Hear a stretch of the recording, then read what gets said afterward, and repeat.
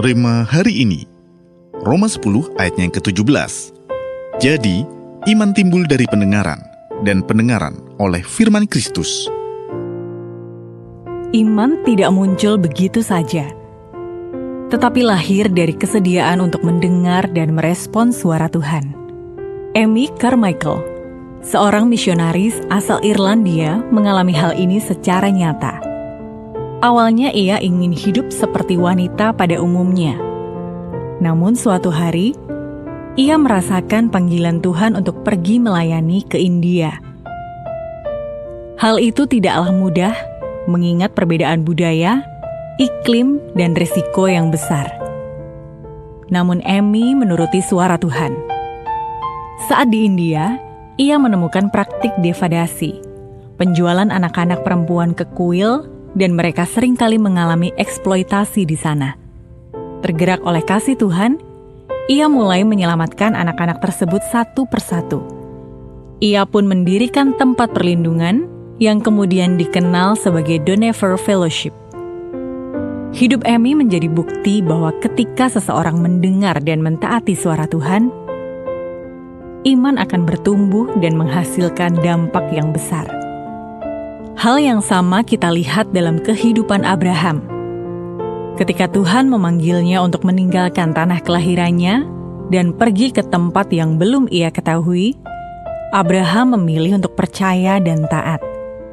Secara logika, langkah itu penuh ketidakpastian. Namun justru dari ketaatan itulah iman Abraham bertumbuh. Ia belajar berjalan bukan berdasarkan apa yang dilihat, tetapi berdasarkan apa yang ia dengar dari Tuhan. Kepercayaannya melahirkan iman yang menghasilkan new wonders baginya, hingga ia dikenal sebagai bapa banyak bangsa. Hari ini kita diingatkan bahwa iman tidak dimulai dari pengertian, tetapi dari pendengaran.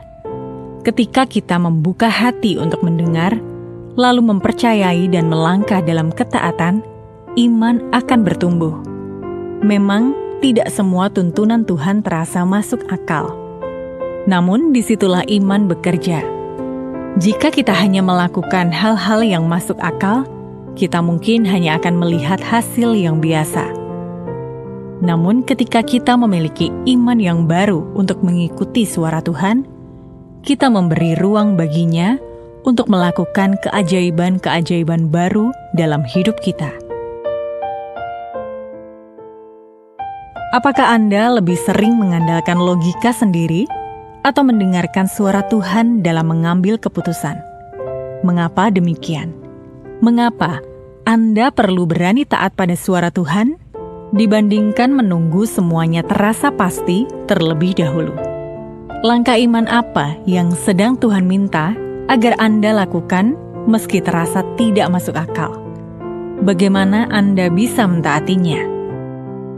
Tuhan, ajar kami untuk peka mendengar suara-Mu dan berani melangkah dalam iman. Mampukan kami untuk taat meski tidak selalu mengerti. Pimpin hidup kami agar berjalan sesuai kehendak-Mu. Di dalam nama Tuhan Yesus kami berdoa. Amin. Kita tidak dipanggil untuk hidup dari logika, tetapi dari suara Tuhan yang melahirkan iman.